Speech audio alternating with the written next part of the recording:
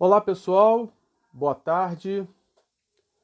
Eu sou Carlos Fernando Cunha, professor da FAIFID, UFJF.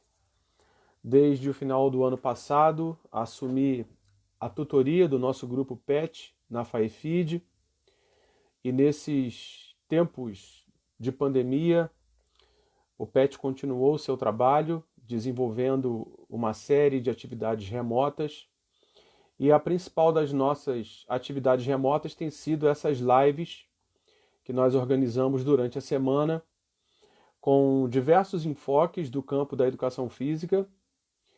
E hoje a gente vai ter o prazer de receber aqui, na nossa página do Facebook, o professor Dr. Henrique Mansur, que daqui a pouquinho vai estar entrando aqui no nosso chat para falar um pouco sobre esse tema, que é um tema tão relevante para todos nós, que é o ensino do esporte na educação física. Eu quero aproveitar, deixar aqui registrado que o PET está com um processo seletivo aberto para aquisição de novos bolsistas e voluntários. Então esse processo seletivo ele foi aberto na semana passada, estamos ainda em fase de inscrições. Quero ressaltar a importância dos nossos estudantes da FAIFID participarem desse processo seletivo. Estamos recebendo inscrições aqui através das nossas redes sociais, vocês podem acessar os nossos editais. E fica aí o convite para vocês virem participar do PET conosco, tá bom? Já vou aqui chamar o nosso querido Henrique para a gente começar o nosso bate-papo. Já vi que ele está na área. Henrique Mansur.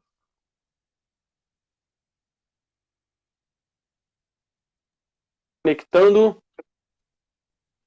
E aí, Olha meu ele amigo Carlão, aí. Boa tudo tarde, meu jóia? querido. Tudo bem?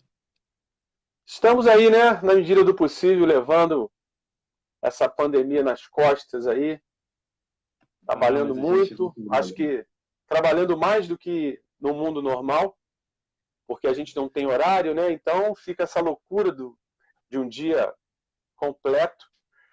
Mas é isso, É verdade, temos que levar a vida, não é isso? E você, como é que é tá? verdade. Tudo bem, graças a Deus, mas trabalhando muito também.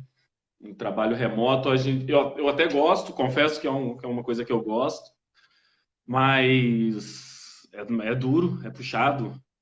A gente tem exigências mil aí que sobrepõem-se às tarefas diárias também que a gente tem como pai, como filho, né? E isso complica bastante. Mas a gente tem que se adaptar, né? A realidade é essa, né?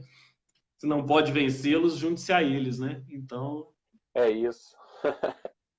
Eu tenho visto que você é um homem das lives,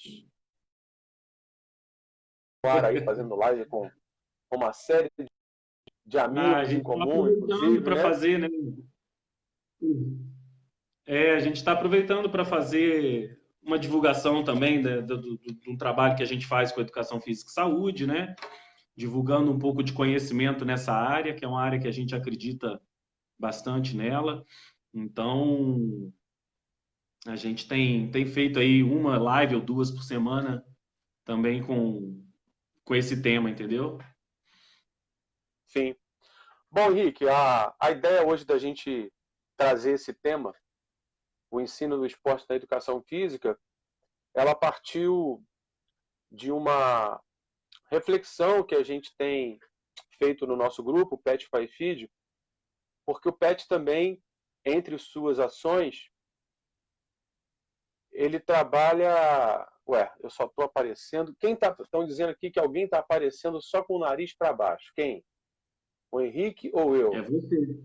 Você. É? Eu também só estou vendo seu nariz para baixo. Caramba, então peraí. É que na minha tela aparece bem, ó. Eu tenho que levantar o.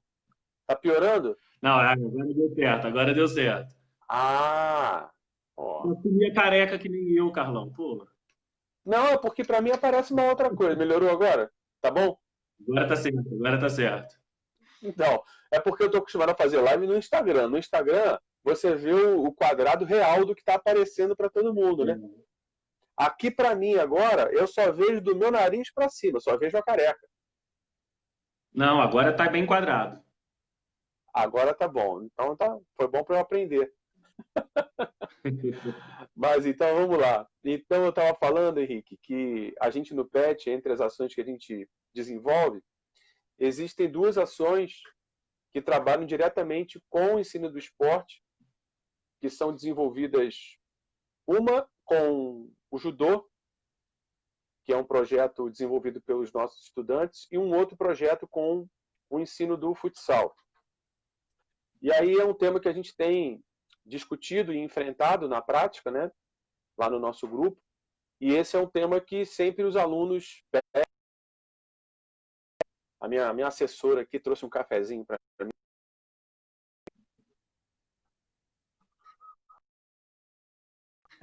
E tá me dando bronca que só tá aparecendo o meu nariz. O Carlos tem que fazer uma pergunta. Oi? Não escutei, Henrique. Deixa eu te fazer Então uma tá bom pergunta. agora. Pode fazer. Esse trabalho do PET de vocês com o judô e com o futsal, aonde que é, para que grupo que funciona, até para eu direcionar mais ou menos o que eu vou falar. Sim, mas Como você na pode hora que eu for deixar que responder. eu vou te apertando. Eu vou te apertando. Porque é justamente com o público que talvez seja uma das nossas maiores dificuldades, né? Porque... E aí acho que a gente já pode começar o bate-papo por aí. Fala, meu amor. Não, tá certo. Tá certo. Ele aparece lá. Lá eu apareço bem. Aqui eu apareço só a careca. Fazer o quê? É que ela viu aqui e falou que eu estava errado, tá vendo? Mas a gente pode começar o nosso bate-papo por aí. Porque uma das questões que a gente analisa, eu trabalho com uma disciplina lá na FAIFID chamada Desporto Escolar.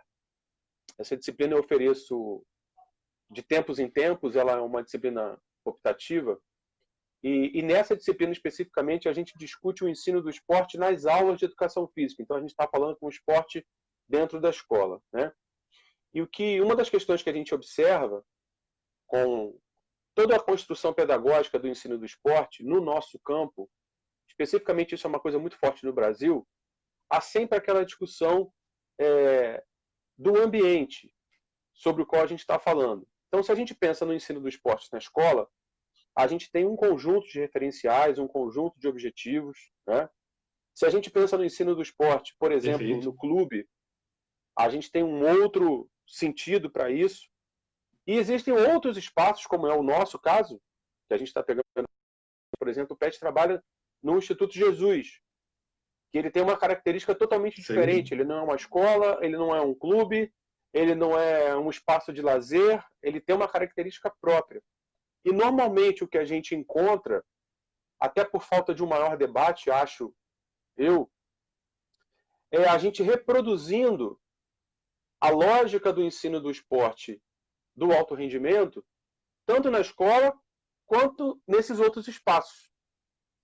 Então, acho que é uma questão que a gente pode começar a conversar. Eu queria ouvir você um pouco mais sobre isso. Como é que você vê essa questão, né? Esses diferentes espaços, com diferentes objetivos, mas que durante muito tempo a gente aqui insiste em transplantar essas pedagogias com a lógica do esporte de rendimento. Se você ainda vê isso hoje, enfim, como é que você pensa essa questão? Vejo. Eu não sei se você sabe, né? Se as pessoas estão aí sabem, mas eu trabalho no Instituto. Você sabe, óbvio. Isso eu sei que você sabe. Eu trabalho no Instituto Federal, né? Eu sou professor BTT, né? Ensino Básico, Técnico e Tecnológico. E lá eu coordeno, né, a equipe de basquete do Instituto. E a gente tem uns jogos internos entre os campi do Instituto Federal do Sudeste de Minas, né, que nós somos hoje 9, mas tem os campi avançados, que não tem equipe. A gente joga aí normalmente com 5 e 7 campi. E isso é classificatório para o regional, e o regional é sudeste do Brasil, que é classificatório para o nacional.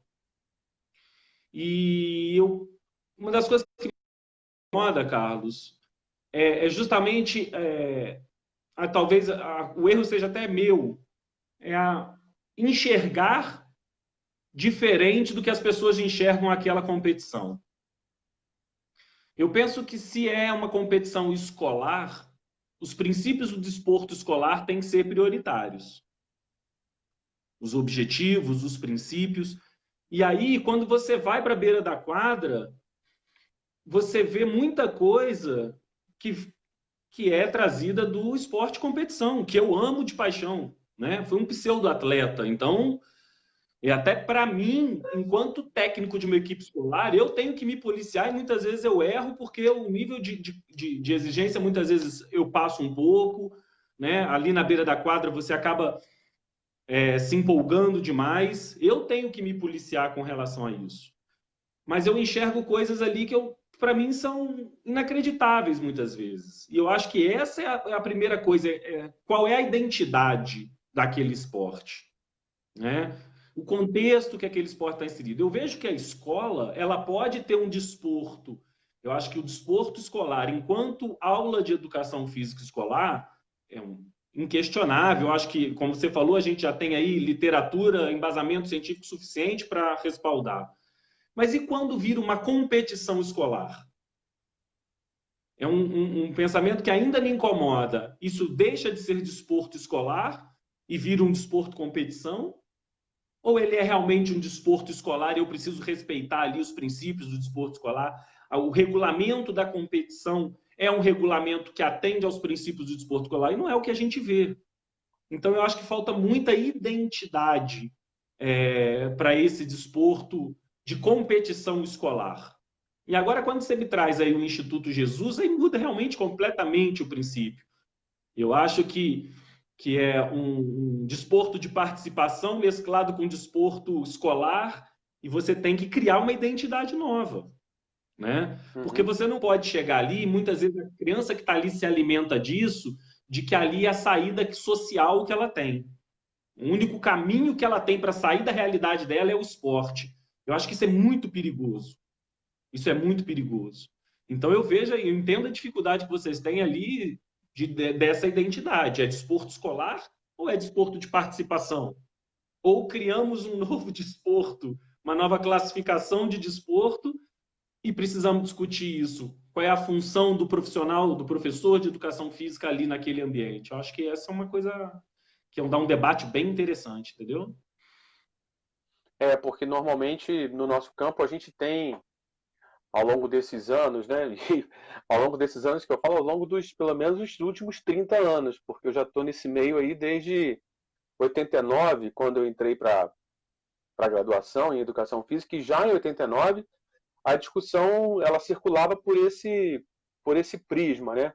Que eu acho que é um dos grandes problemas que a gente tem na nossa área, que é a formação de pequenas igrejas, e cada um com a sua com seu livro específico, e as igrejas não dialogam, elas não dialogam umas com as outras, como se a gente pudesse fracionar a educação física como se fosse um bolo, né? E isso, obviamente, nunca vai acontecer. Então, isso era muito mais forte, acho, não tenho certeza.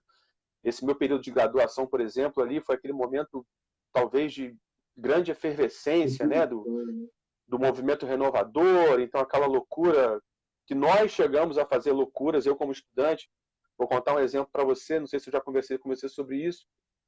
Eu cheguei uma vez na aula de prática de ensino, eu fiz o ERJ, né, e nós tínhamos lá o colégio de aplicação da UERJ, e eu fiz uma crítica a um professor que ele estava usando um apito na sua aula. A minha crítica foi no sentido de dizer que o apito era um instrumento de poder, que segundo Foucault, aquilo... Obviamente que essa minha crítica durou até o primeiro dia que eu entrei para dar aula. Se não fosse o apito, eu não teria voz. Em 2 dias eu estava aposentado, porque eu não conseguiria dar aula, né? Então, para você ver assim, como é que a gente esticou a corda, né, durante muito tempo para esse tipo de perspectiva. E quando a gente pensa o esporte, esse discurso é muito forte, né? Ele é muito forte. Você dando aula na escola, na educação física escolar, não tem como você negar a influência do esporte de rendimento. Ao mesmo tempo, você também não precisa seguir fielmente aquela lógica do esporte de rendimento, que a gente sabe que é uma lógica pela lógica daquele esporte. Não tem como ser diferente também. né? Como você falou, você é esporte e rendimento, eu também, mas são coisas diferentes, cada um no seu quadrado, né? Como brinca aquela música. E aí, quando a gente chega numa instituição como o Instituto Jesus, que tem uma outra característica ainda híbrida, a gente fica um pouco assim, né? Mas e agora? Qual é a lógica desses meninos que estão aqui? Que perspectiva, né, que a gente vai lidar com essa questão do esporte? E é interessante ainda mais quando a gente coloca termos. O nosso projeto de lutas, por exemplo, tem o nome Ensino de Lutas para a Cidadania. E logo quando eu cheguei no PET, eu olhei esse título e eu fiquei assim com aquela pulga atrás da orelha, querendo provocar, né, o grupo, né, no sentido, mas vem cá, que conceito de cidadania que vocês estão utilizando? É aquele conceito liberal lá da Revolução Francesa? É um conceito de cidadania que vem aqui para o Brasil depois da década de 80, da nossa Constituição? Como é que o esporte trabalha a cidadania? Vocês estão falando o quê? A gente ainda não chegou nesse nível de debate, não. Mas a gente acaba pegando jargões que, a princípio, parecem ser progressistas, de vanguarda, mas, na realidade, como esses jargões, essas palavras, esses conceitos se expressam no ensino, ali na prática do cotidiano da aula, né? Que é uma coisa que a gente tem que pensar também. Não adianta eu colocar lá um nome lindo e maravilhoso, Educação para a Cidadania, se na prática da minha ação com o esporte eu estou trabalhando no sentido totalmente contrário.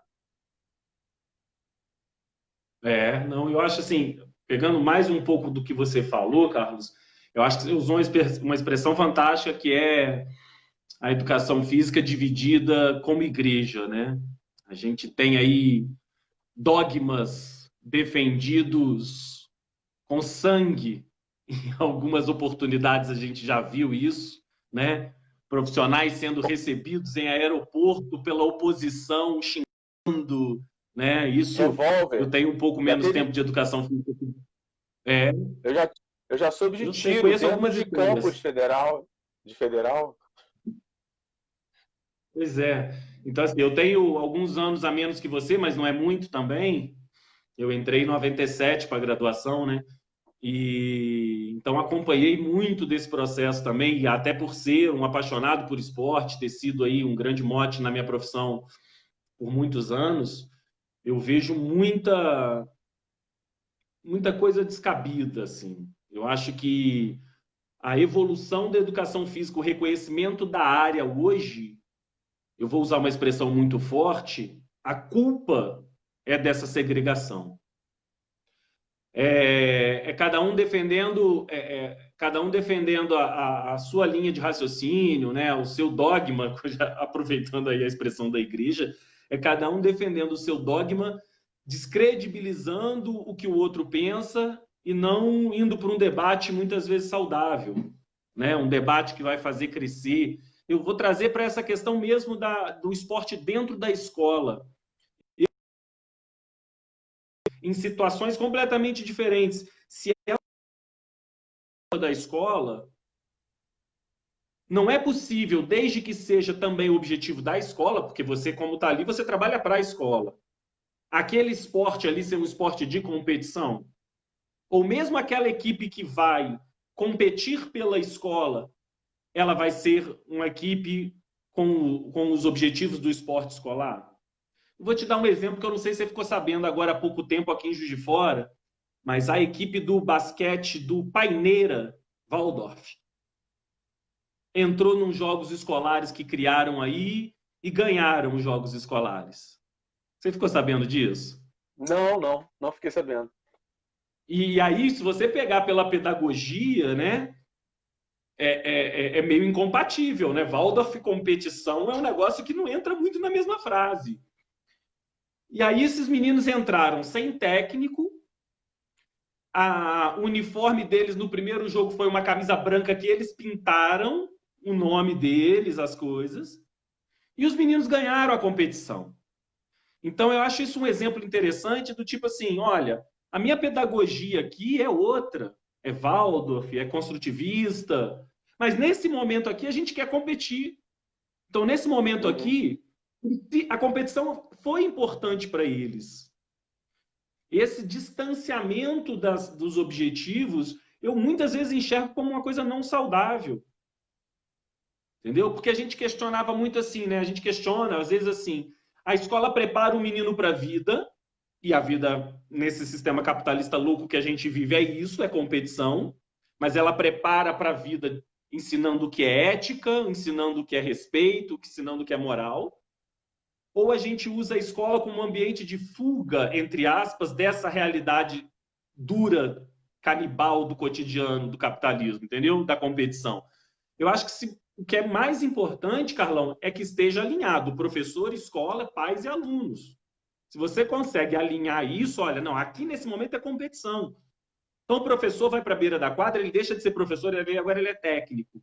E ali o nível de exigência vai ser outro. Vai ter que ir os 12 melhores. Então acho que esse alinhamento acontecendo, é possível as coisas funcionarem de uma forma mais saudável e que seja produtivo, que seja importante para a formação humana desse menino, entendeu?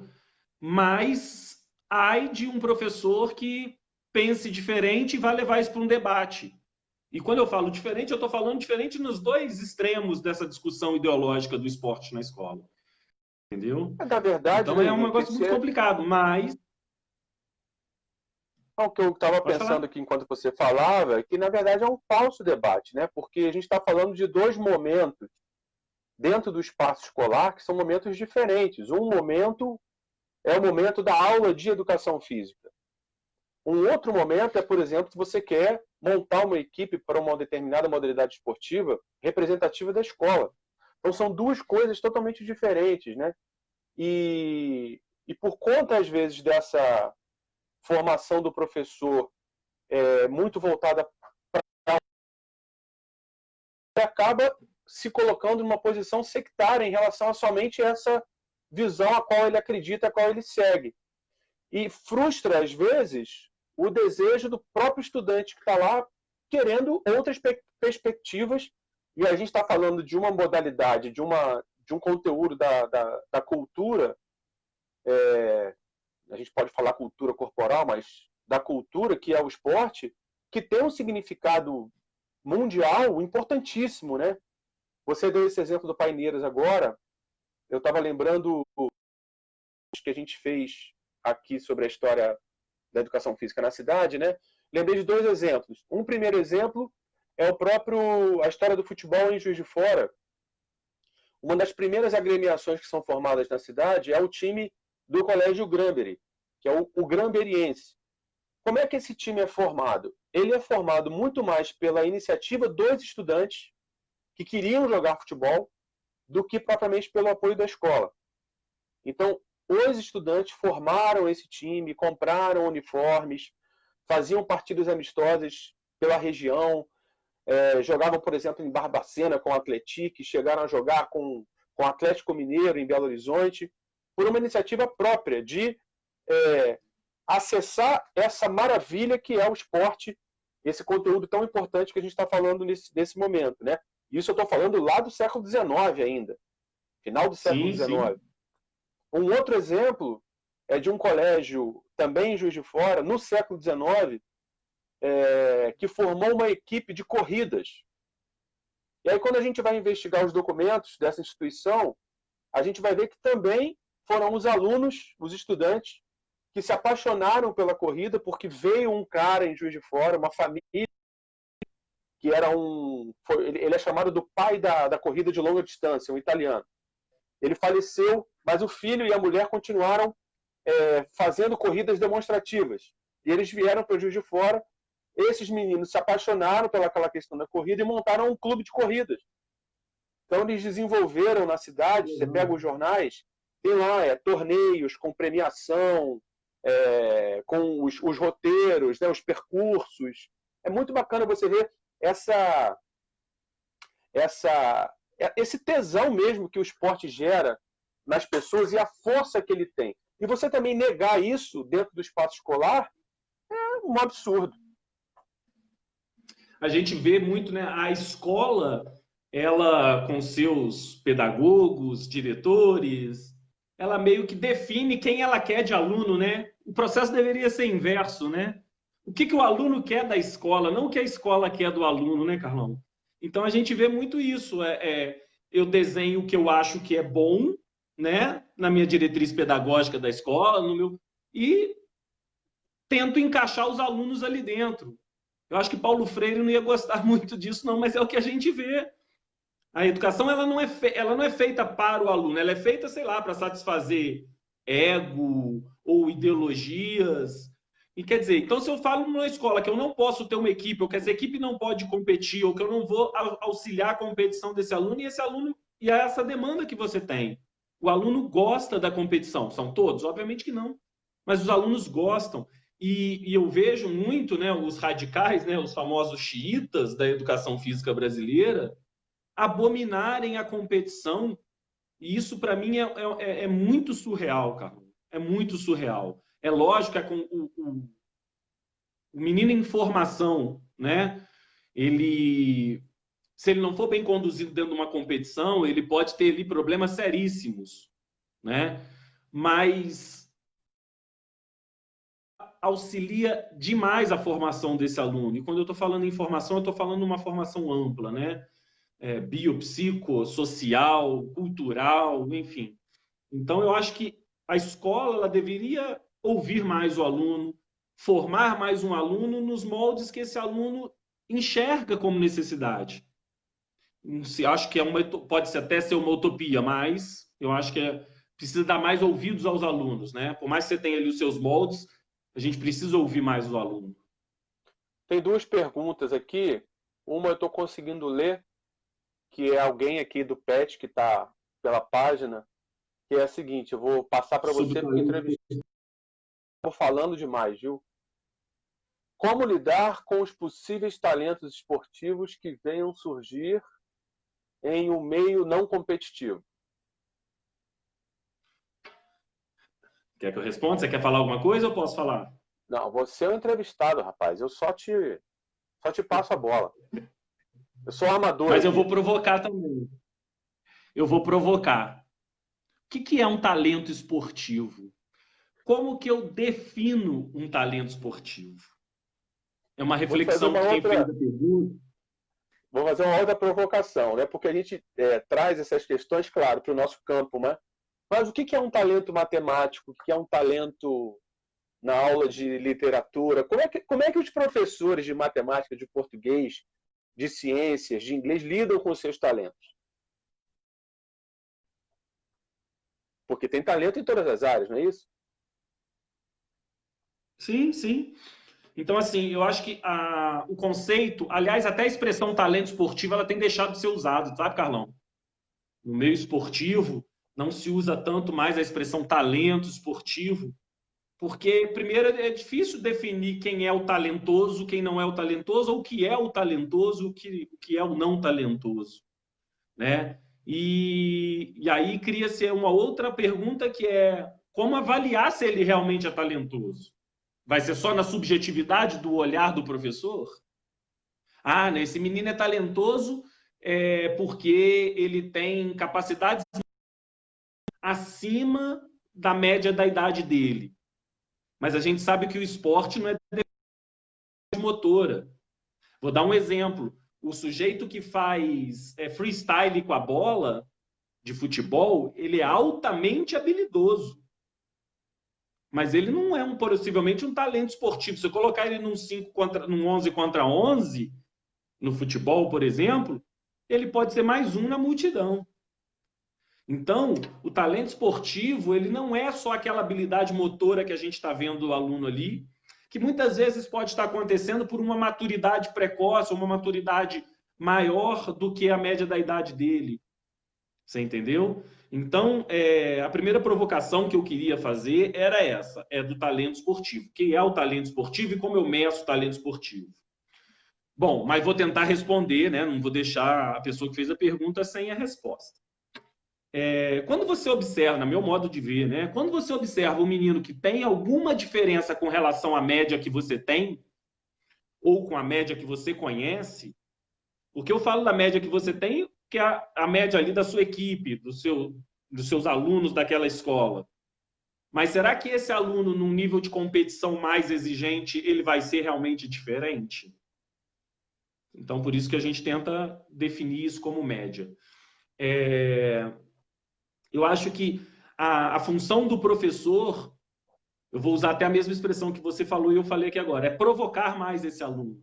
E essa provocação diz respeito a aumentar a dificuldade das tarefas para verificar, ou estimular, na verdade nem verificar, mas para estimular aquele aluno a estar motivado ainda para as tarefas que você aplica. Então, eu acho que essa é uma forma que a gente tem de lidar com esse público. Realmente esse menino é muito acima da média, e aí você tem a possibilidade de outras vias, né, que realmente remetem ao esporte competitivo, que são os clubes, por exemplo. Não tem que entrar aqui agora numa discussão sobre o sistema de formação esportivo no Brasil, que realmente é um pouco complicado. Mas, então, daí você indica um clube para esse menino ir.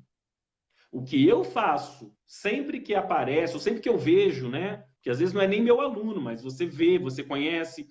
Já tive a oportunidade de ver meninos com habilidade muito motora muito acima da média. É você pensar para onde você está mandando. Porque a ideia é sempre mandar para aquele clube que tem mais evidência. Mas aquele clube que tem mais evidência é um clube que tem um professor com uma formação mais humana, uma formação, um professor que entenda, um técnico que entenda que vou usar a expressão que ele usou, o talento esportivo precisa muito mais do que melhorar as suas habilidades técnicas, mas precisa desenvolver muito mais capacidades cognitivas, talvez, ou mesmo habilidades sociais, né? A gente tem exemplos de atletas profissionais aí altamente habilidosos, motoramente, taticamente, mas com péssimas habilidades sociais. Então, o que esse talento esportivo precisa para se desenvolver? É só mais estímulo motor? Às vezes não. Às vezes é um estímulo cognitivo diferente, às vezes é mesmo a habilidade social dele que precisa ser desenvolvida. Então, essa indicação também precisa levar em consideração essas coisas. Tudo bem? Respondido?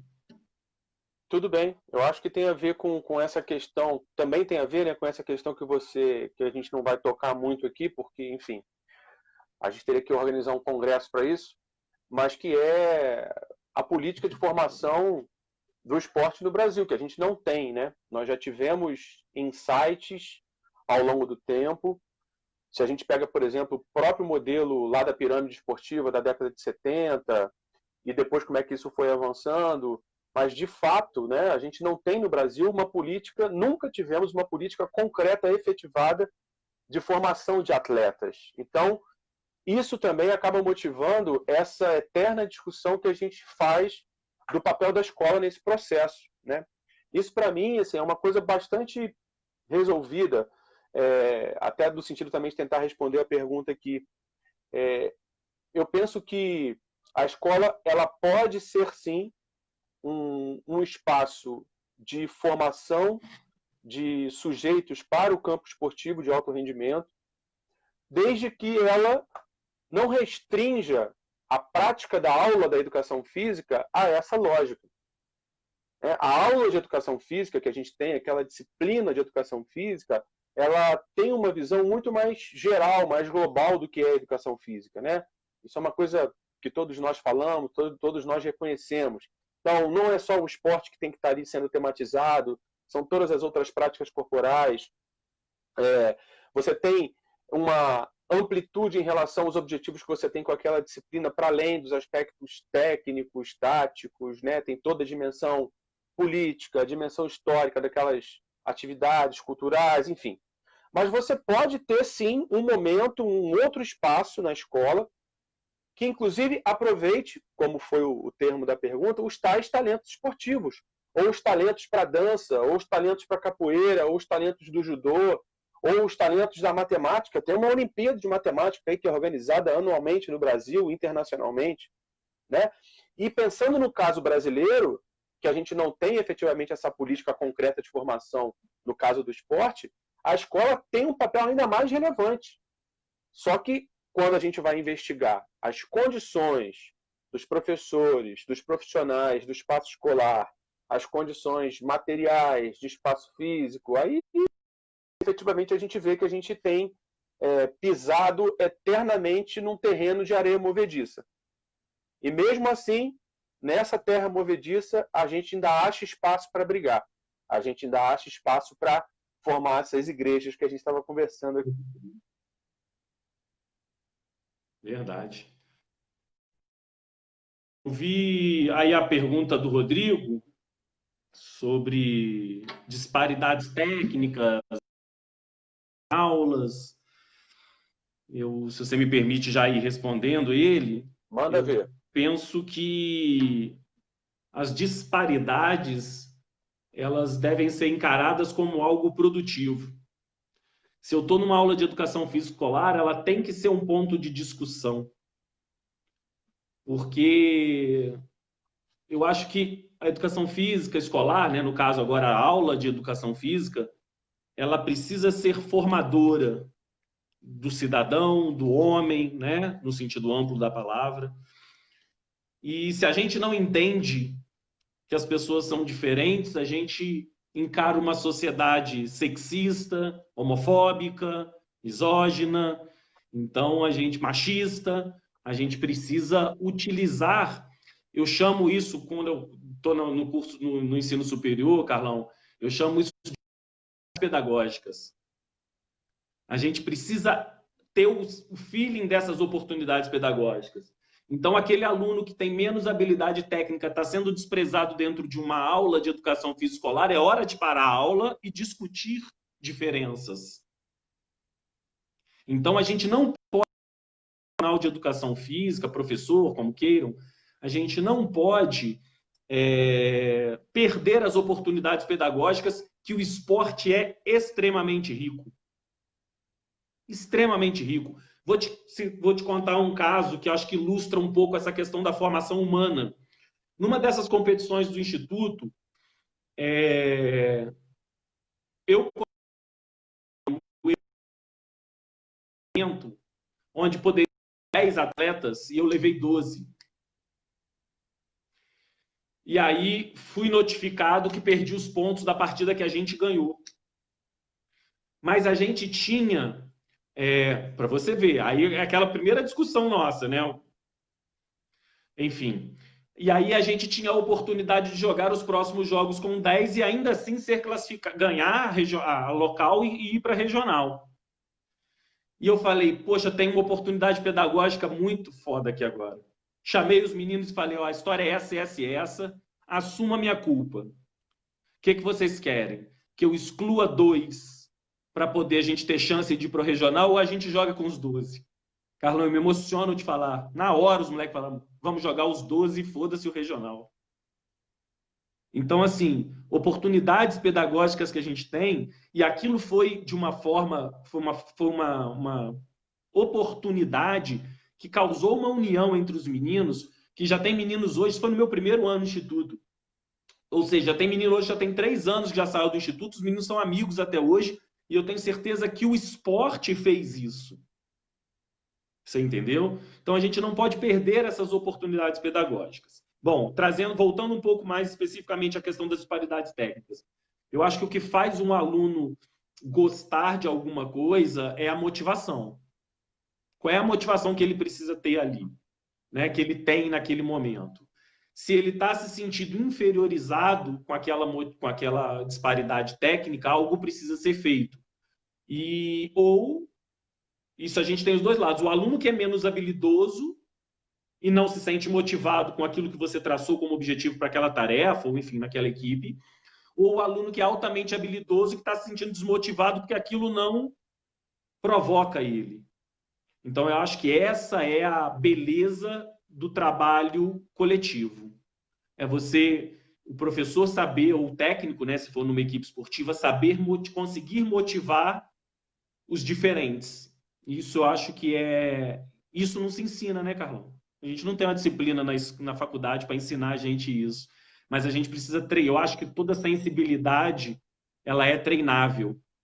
Né? Vou usar o seu exemplo aí da música. Tem pessoas que não têm sensibilidade para a música não emociona, mas é porque muitas vezes não parou para prestar atenção na letra, eles não conhecem a história da música, por que que aquela música foi feita, em que contexto que ela foi feita. Então, eu acho que a sensibilidade ela é treinável. E aí eu acho que a gente precisa se autopoliciar para ter esse treinamento da sensibilidade e entender essas oportunidades pedagógicas. Então, eu acho que, respondendo à questão da disparidade técnica, é aprender a motivar os diferentes, né? E aí o Rodrigo ainda fala aí a questão da técnica nas aulas. Como que você lidar com a técnica, com o ensino da técnica nas aulas? Eu acho que se é aula de educação física escolar, a técnica ela tem que ser ensinada, porém não cobrada, não exigida, né? Eu vou exigir isso do meu atleta da equipe escolar, mas o meu aluno ali na educação física escolar, ele pode sim ter a vivência. Quando eu falo ensinar, é a vivência, né?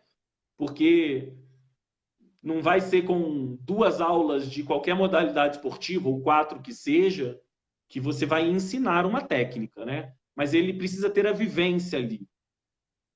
E agora não. Se o contexto é uma competição escolar que seja, né, um esporte competitivo, aí a técnica ela precisa ser realmente estimulada. O que eu vejo hoje, Carlão, no esporte, inclusive de competição, é uma descontextualização muito grande da técnica. A técnica ela é muito enfatizada, porém pouco contextualizada. Hoje a gente eu inclusive tenho estudado um pouco isso, é a questão da cognição para o esporte, né? O quanto você precisa, né, entender a situação do jogo para, inclusive, saber qual técnica você deve usar e aquilo ali você ter o aparato motor para executar. O que a gente tem visto é treinar o aparato motor, mas sem contextualizar aquilo na situação do jogo. Mas isso tem mudado, as coisas têm crescido, têm mudado. Rodrigo, se eu não te respondi, por favor, tá? Faça aí um comentário que a gente continua tentando aí chegar num ponto que te satisfaça. Eu só quero pegar esse último gancho que você deu, né?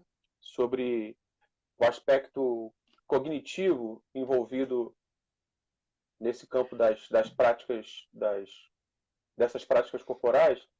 E isso no jogo e no esporte, o quanto isso aparece, né? Porque por mais que a gente tenha, pensando aí lá de como eram construídas as pedagogias da década de 60 e 70, né? Baseadas no tecnicismo, daquela coisa da repetição, da progressão, do ensino parcial, por mais que você faça todo esse exercício de treinar um gesto de toque no voleibol, a cortada do voleibol, a bandeja no basquetebol, de maneira fragmentada, o jogo ele te exige isso, mas te exige muito mais do que isso, né? Ele te apresenta momentos ali de decisão, que são momentos em uma fração de segundos, que se você não tiver esse treinamento para solucionar esses problemas que se apresentam ali tão rapidamente, e aí isso envolve muito mais do que esse ensino puramente motor,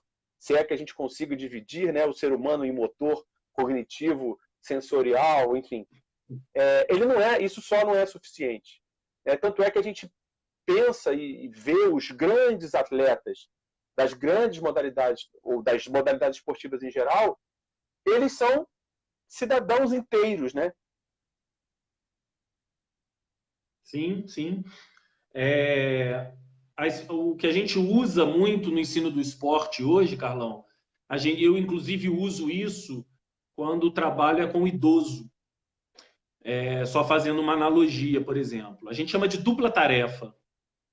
O idoso, não adianta eu ensinar ele a marcha, somente a marcha. Não é que não adianta, não é o ideal. Em algum momento eu vou sim enfatizar só a marcha. Mas se eu quero ensinar esse idoso para usar essa marcha ao ponto dele ter funcionalidade nessa marcha para andar na rua, eu tenho que ensinar a marcha, mas eu tenho que ter tarefas, por exemplo, de atenção. Eu tenho que ter tarefas de capacidade de julgamento. Porque, ele anda bem, beleza, mas ele consegue julgar se o carro está vindo numa velocidade que vai permitir que ele atravesse? E no esporte é a mesma coisa. Não adianta eu ensinar o menino a fazer a bandeja somente se a bandeja possivelmente é uma das inúmeras opções que ele vai ter naquele momento, né? É o cara que vai, é o menino que vai fazer a cortada no voleibol, mas ele consegue ter, através do treinamento de dupla tarefa, a capacidade de enxergar a movimentação do bloqueio, a movimentação da defesa, e ao invés de sentar a mamona na bola, fazer uma pingada. Porque senão ele vai ser um excelente um ataque de força muito bom. Ponto. Ele não tem um leque de habilidades que possam ser usadas em diferentes situações, então você limita o teu aluno. Então, o cognitivo no ensino do esporte ele é fundamental. Não dá para a gente pensar hoje em técnica sem pensar em cognitivo. Em determinados momentos, a técnica, você vai priorizar o ensino da técnica, mas você... Não, perdão, te interrompi, porque a gente fica nesse delay aqui, é horrível. Mas você me levou uma outra pergunta que tem a ver com o que a gente está discutindo, mas mais ligada ao campo mesmo do treinamento esportivo. Eu queria que você falasse um pouco sobre, já que a gente está falando sobre essa dimensão da inteligência, que está envolvida nesses aspectos todos, né, do atleta, do jogador, da jogadora. Como é que hoje se lida com a questão, por exemplo, das funções dentro da quadra ou do campo? Né? Porque a gente viveu um período muito grande de treinamentos individualizados por posição, por exemplo. Então você pega lá o voleibol, você tinha treinamentos específicos para levantadores, para batedores de ponta. Você falou do atacante de força, eu, né, já lembro lá para minha época, eu lembrei do Xandó, que era aquele cara que, porra, destruía tudo na frente dele. Mas ao mesmo tempo, Pampa, mas ao mesmo tempo você tinha o Renan, que era um absurdo de inteligência, né? Isso no futebol também era muito forte, né? A questão do treinamento pelas posições, né?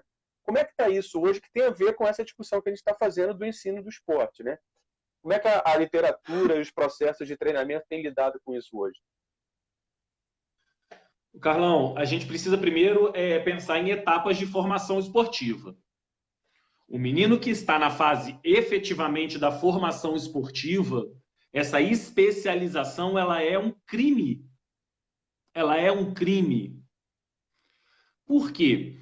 Porque se eu pego um menino, a gente falar em estágio maturacional, eu pego um menino que com 14 anos tem 1,95 m e ele joga só para não puxar sardinha para o meu lado, eu vou falar do vôlei. Aí eu vou falar assim, esse menino vai ser um central. E coloco ele como central, e treino ele como central, treino ele como central. Daqui a pouco, os meninos que estavam treinando com ele, que eram muito mais baixos, mas possivelmente não avaliados, tinham um estágio maturacional menor, vão crescer muito mais e ele vai se igualar com todo mundo. Vamos supor que está todo mundo com 1,95 m. Ou alguns vão passar. Você especializou ele numa posição que possivelmente ele não vai conseguir seguir carreira. Então, isso é uma irresponsabilidade do técnico especializar esse menino precocemente. Então, se você fala hoje em formação esportiva, não tem especialização.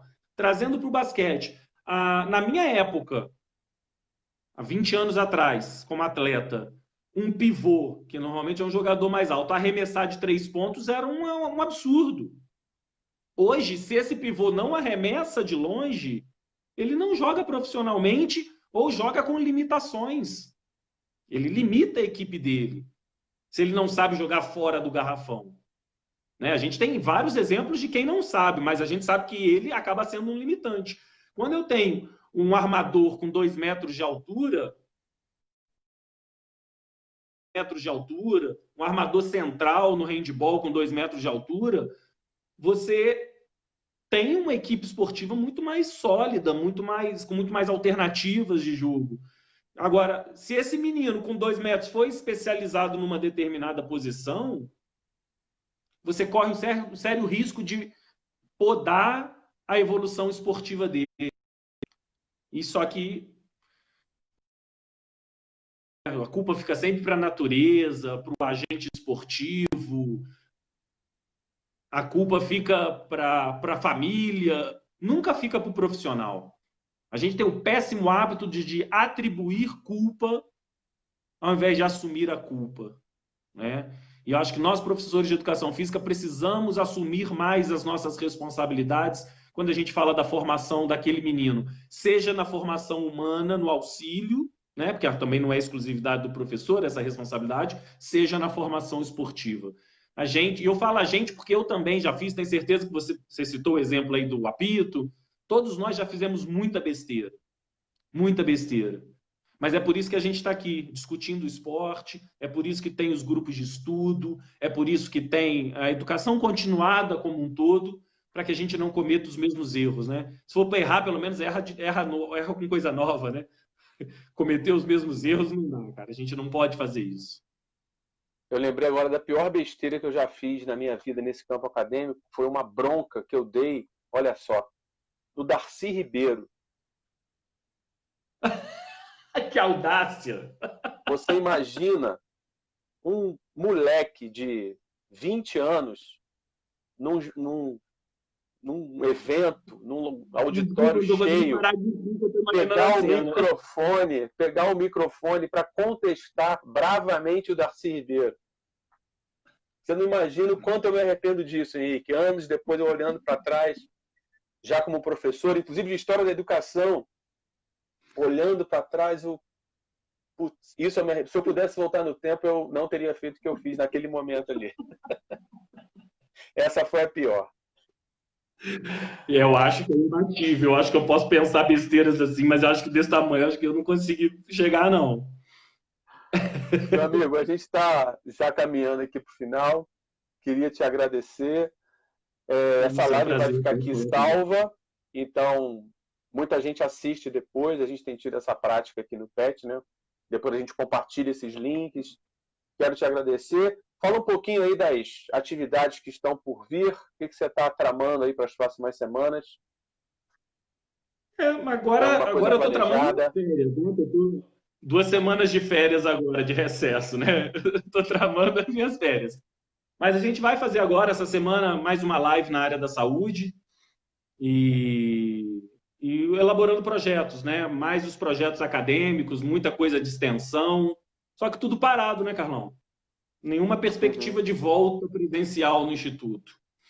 Né? A nossa realidade de universidade e instituto é muito diferente, né? Porque você pode ter uma cidade que está com a pandemia sob controle, a gente recebe gente do estado inteiro, do país inteiro. Então, a nossa realidade é muito diferente, né? De uma escola municipal de ensino médio, né? De ensino básico ou estadual. Então, todos os projetos, eu acho que esse ano vão ficar no campo das ideias. Eu acho, dos projetos de extensão, desses que a gente trabalha já, né? Mesmo de pesquisa. Então, mas a cabeça não para, né? A gente fica projetando, imaginando, pensando no que fazer. Então, o momento agora é muito de reflexão, até mesmo, Carlão, eu não gosto muito desse nome de nova realidade, não, mas não deixa de ser que a gente vai ter agora com o ensino, né? Porque não sei na universidade como está sendo pensado, mas no instituto a gente deve voltar com o ensino à distância, né? Então, como trabalhar com o ensino à distância, sendo que eu vou usar uma expressão que a gente usa, né, o que o médico usa na medicina, que é sem colocar a mão no paciente, né? Como trabalhar sem colocar a mão no aluno, sem estar ali na beira da quadra, né? Sentindo, como diz um amigo meu, preparador físico da Seleção Brasileira de Basquete Feminino, preciso sentir o cheiro do suor. Então, isso é muito complicado. Então, a gente está se reinventando mesmo e buscando estratégias para que não percamos qualidade do ensino, sendo um ensino online. E aí a gente está aqui quebrando a cabeça nisso, muita discussão, reuniões intermináveis todo esse período aí para tentar achar uma solução mais viável possível. Estamos aí na luta. Se tudo der certo, a gente consegue alcançar aí bons resultados no futuro próximo. Tá bom, querido. Muito obrigado. Vou te explorar novamente. Você que é um pesquisador, fala de quase tudo no campo da educação física, em outros também. Então, já fique sabendo que já está convidado para uma próxima. Vamos pensar um outro tema para a gente conversar. Olha o Santiago aí. Santiago Paz. Vai ser outro já a ser convidado para falar com a gente aqui no PET, viu? Muito fantástico. Meu nutricionista, coitado. Meu nutricionista, Santiago. Meu também. Eu mato ele de raiva. Eu também, ele desistiu de mim e a gente rompeu relações, não teve jeito, não. Eu quis trocar um pão por 12 cervejas, ele não aceitou, aí eu desisti. Cara irredutível, né? Inflexível. Tem que ter flexibilidade, né, cara? Não pode. O meu problema com ele é o vinho e o chocolate. Mas ele, ó, Santiago, próxima, agosto a gente vai armar sua live aqui conosco. Abração, a gente vai se falando, tá? Eu que agradeço, Carlão. Tô sempre às ordens, tá? Saúde. Um abraço. Saúde pra nós. Para todos Valeu. nós. Valeu.